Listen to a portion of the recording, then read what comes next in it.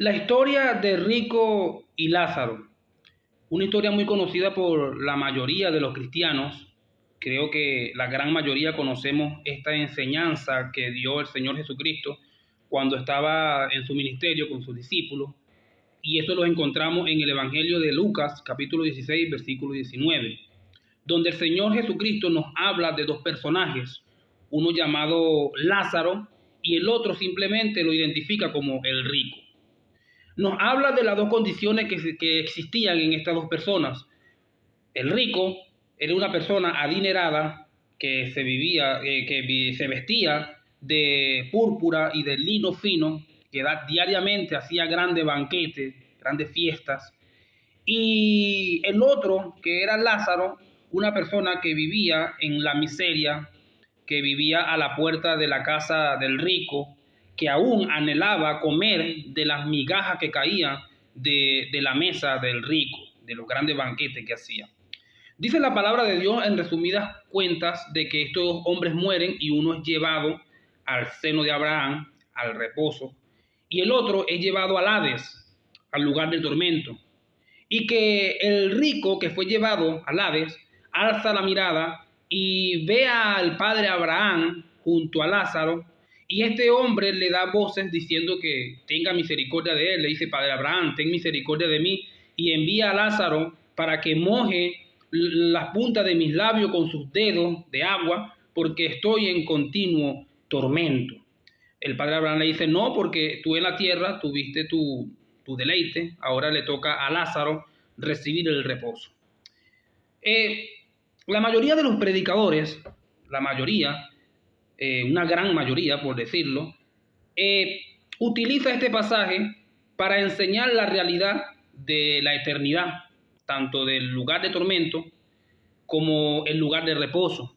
Y no está mal, porque la Biblia nos enseña esto a través de esta historia. Pero hay una gran realidad, hay una gran doctrina que el Señor Jesucristo nos quiere dar a enseñar aquí en esta historia, y es la doctrina de la suficiencia de las Escrituras. Cuando seguimos leyendo la historia, el joven rico le dice al padre Abraham, le dice: Padre Abraham, tengo a 5 hermanos allá en la tierra. Por favor, envía a Lázaro, envía a para que les advierta, en pocas palabras, para que le predique sobre este lugar, y así ellos no vengan a este lugar nuevamente también.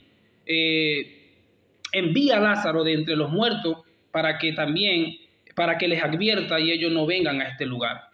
El padre Abraham le dice una palabra muy importante, y ahí es donde yo quiero enfatizar. Él le dice: a Moisés y a los profetas tienen, que a ellos los oigan. El rico le responde: no, padre Abraham, si se levanta alguien de entre los muertos, ellos van a creer. Y Abraham le dice: bueno, si ellos no escuchan a Moisés y a los profetas, aún si alguien se levanta de entre los muertos, aún así ellos no van a creer.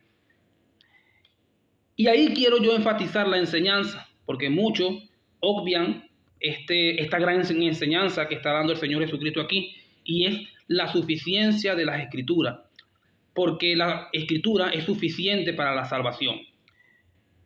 Abraham le dice que a Moisés y a los profetas tienen, que a ellos los oiga.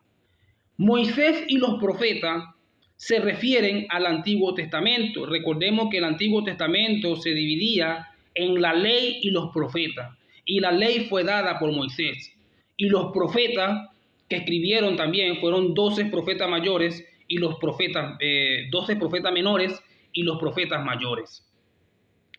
Cuando Abraham le dice a Moisés y a los profetas tienen, que oigan a ellos, se está refiriendo al Antiguo Testamento. Él responde y le dice: no, pero si envías a alguien, si hay un milagro, si hay un prodigio, si se levanta alguien de entre los muertos, ellos van a creer. Y Abraham le dice: no, porque la única forma de llegar a la salvación es por medio de la palabra de Dios, escuchar la palabra de Dios. Porque si ellos ven a uno que se levante de entre los muertos, pero no obedecen la palabra de Dios, ellos no van a llegar a la salvación. Y esto es algo muy importante para los predicadores de hoy en día, porque muchas veces nosotros nos dejamos llevar por grandes prodigios. Colocamos primeramente los milagros por delante de la palabra de Dios. Es muy común ver a predicadores que cuando van a predicar, van a administrar la palabra, cuando van a ministrar, utilizan 10 minutos para la predicación y 40 minutos para los prodigios y para los milagros, menospreciando así la palabra de Dios. La palabra de Dios es más importante que cualquier milagro, porque a través de la palabra de Dios el hombre es convencido de pecado. Romanos capítulo 10, versículo 17 nos dice: así que la fe es por el oír, y el oír por la palabra de Dios. No hay otro medio de salvación, no hay otro medio de que el pecador sea convencido de pecado y llegue a los pies de Cristo más que la palabra de Dios.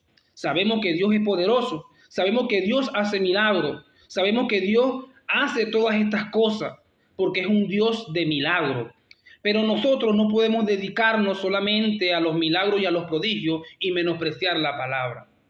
La palabra de Dios va por delante de todo prodigio y de todo milagro. Por ejemplo, en 2 Timoteo capítulo 3, versículo 16 nos dice: todas las escrituras es inspirada por Dios y es útil para enseñar, para redarguir, para corregir, para instruir en justicia, a fin de que el hombre de Dios sea perfecto, enteramente preparado para toda buena obra. Es decir, la palabra de Dios es suficiente, no solamente para que el hombre, el pecador, llegue al conocimiento de su pecado, sino para que el hombre de Dios sea perfeccionado. Es decir, para que siga en la perfección de la santidad. Jesucristo dijo en una oración, dijo: Padre, santifícalo en tu palabra es verdad. El único medio de santificación es la palabra de Dios. El único medio de salvación es la palabra de Dios. Entonces, con esta historia del rico y Lázaro, quiero recargar de la doctrina de la suficiencia de las Escrituras. Muchas veces hay personas que se van atrás de los milagros y los prodigios. Muchas veces hay predicadores que se dedican más a esto que a la enseñanza y a la palabra de Dios, y no puede ser así. Que el Señor les bendiga.